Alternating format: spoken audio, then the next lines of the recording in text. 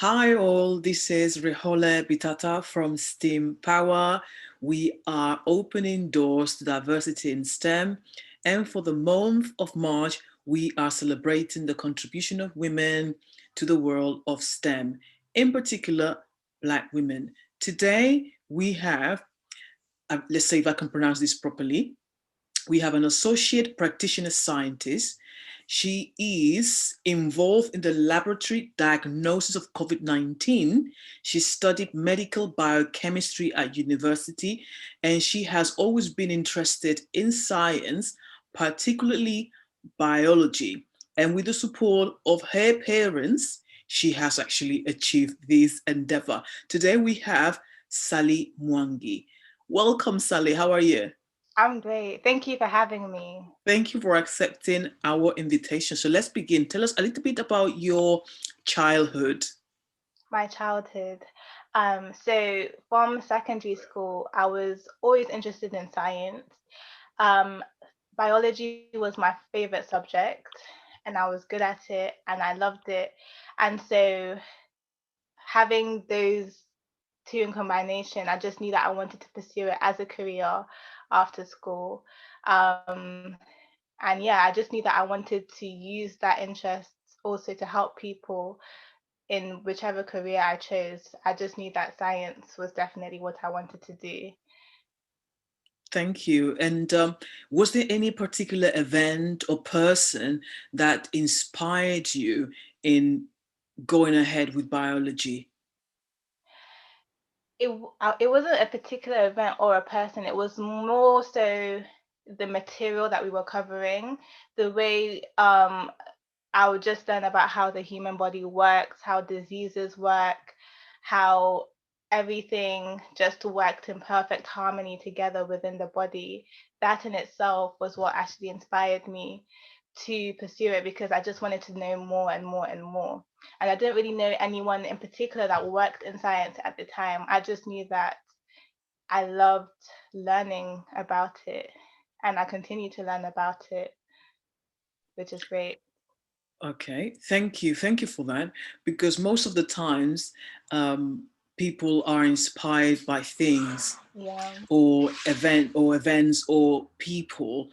And the fact that you're saying that you were very drawn to it from the very beginning, can you share with us how is it like for you? Because for other young people, Mm. it's the opposite. They are put off by the way biology science is taught to the point that they don't want to see it anywhere near them. So what was special about those lessons? It was more so the reading that I did outside of my lessons, because for me, in my biology class, it was quite packed and there was a lot of talking and chattering.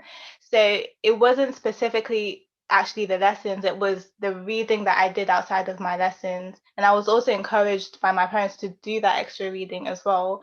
And it was that alone time actually reading about how the body works, doing my own revision. That's actually what inspired me to do it rather than how it was taught or how the lessons went. So would you say that the attitudes of the teachers and the expectations of the classroom were low in that sense? I would say that it was too busy for the teachers to actually focus on the individual students in order to inspire them to actually want to know more about the subject.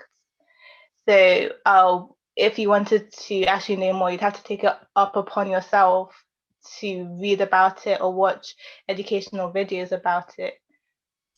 Okay. Do you attend school in a big city or a small town?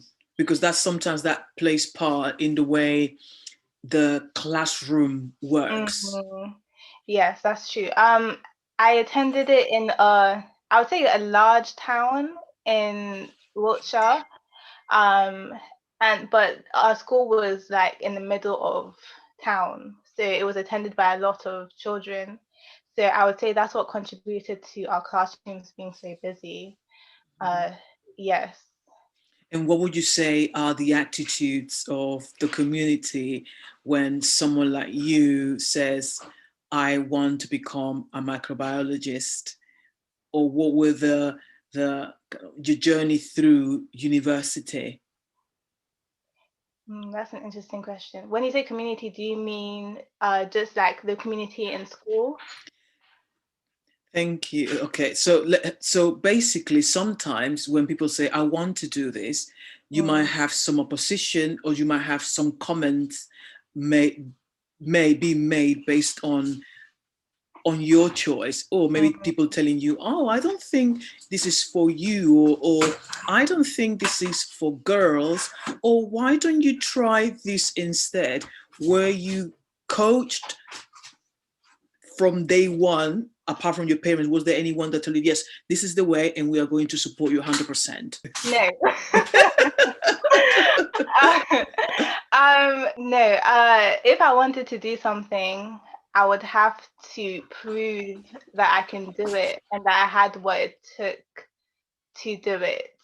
I do remember in secondary school, I would tell my teachers that I want to be a doctor, and so it was really up to me to show them that I could achieve the grades that I needed to achieve. And I remember, for example, in mathematics, they have foundation tier and they have higher tier.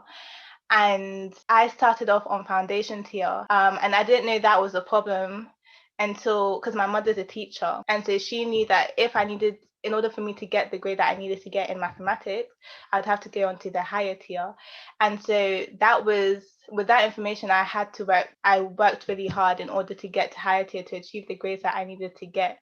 So it wasn't really anybody apart from my parents, it wasn't really anybody holding my hand. It was more so I had to prove that I could do it, and I did it.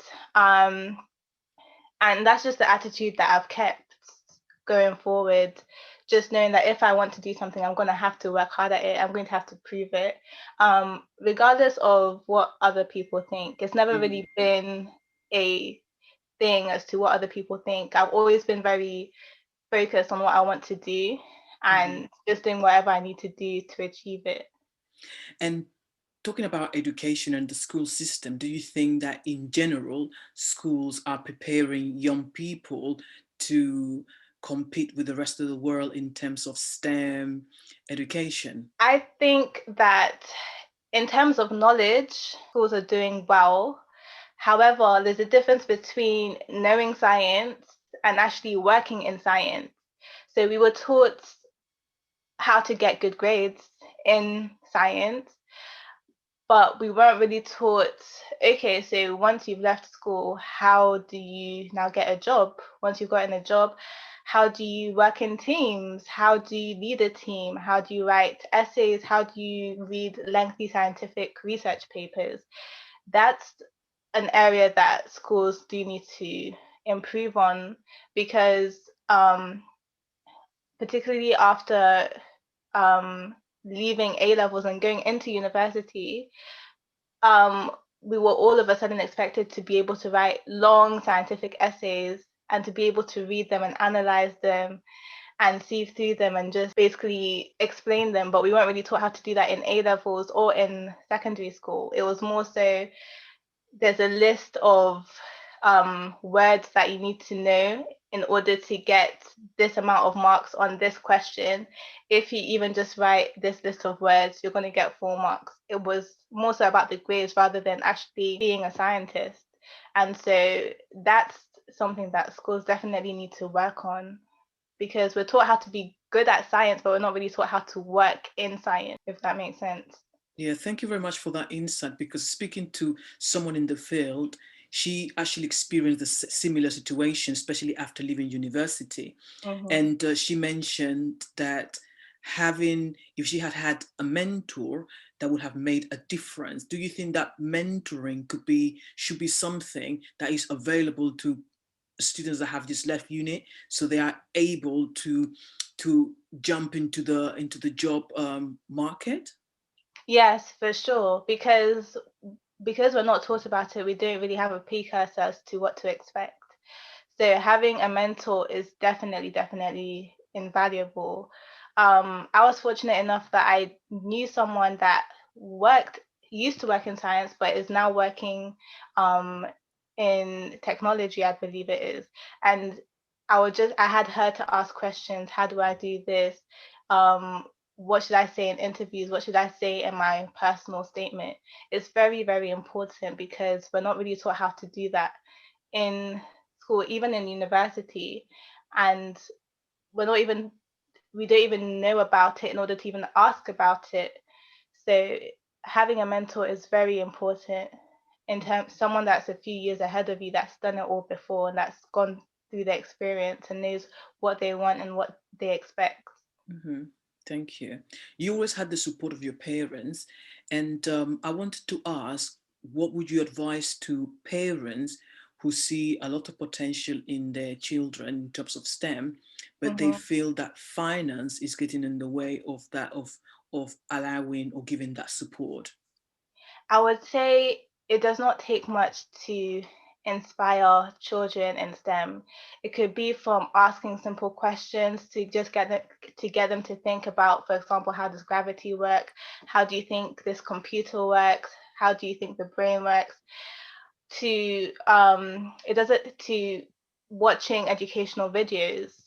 If you have an internet connection, I would definitely recommend going onto YouTube and just showing children good educational videos because these can be just as educational and just as inspiring as books.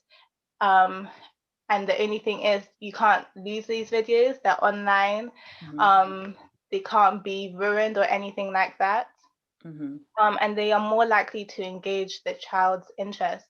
Mm-hmm. Um, in particular, I would recommend for biology, I'd recommend the channel Operation Ouch, which is actually hosted by doctors who are trying to inspire more children to be interested in biology. And they Mm-hmm. make biology fun and interesting and wacky. Um, and for physics, I would actually recommend for all the children a channel called Kazooquats. And it literally just gives theoretical experiments that cannot actually be done because they're so large, but it's just inciting that imagination of what you could do with physics, you know? Mm-hmm. So yes, definitely the internet is so important. It doesn't have to be much, just educational videos can really incite a child's interest. Thank you. You mentioned that you are working as part of the COVID-19. I'm sure that probably you have signed some contracts to say not to give us certain information, but can you tell us what is it like to work under so much pressure, knowing that the vaccines have just been created? Well, um, we get a lot of support in terms of what we're doing, and in particular, I work with identifying the presence of COVID in samples that are given to us. So the actual identification is something that's done with many other diseases. So the methods that we're using have been used before, and they're quite effective. So in terms of pressure, I would say that we get all the support that we need in order to handle that pressure. Um, yes. Have I Mhm. answered your question? Yeah. I know it's not an easy question to answer, especially now. So I don't want to get you into trouble. So in concluding, I just wanted to ask you, what are you reading, and what would you recommend us to read? I am currently reading Becoming by Michelle Obama, which is about all her trials and endeavors in becoming the person that she is today. I would say it's quite inspiring because it's written by her, it's first person, so it's very easy to relate to. Um, in terms of reading, I would recommend for children to read, particularly in biology. Let me remember what it's called. One second. Okay. No problem, no I, problem. Go ahead. sorry. No, go ahead, go ahead. Okay. I would recommend for children because I currently work in biology. I would recommend a biology book, of course, Mm-hmm. called My Amazing Body Machine by Robert Winston, which is a great it's a greatly illustrated book showing how the human body works. And it's very colorful and it's very engaging. So I definitely recommend that for children to read if they're interested in biology as well. Yes. Thank you very much for that recommendation. And with your recommendation, we are actually ending this interview. And I hope that people that are going to listen to this and that are listening to it now actually take notes about what you just said, because I think it's been brilliant and very useful information insofar as there are, your tips are things that people can do afterwards. And it's been a pleasure having you.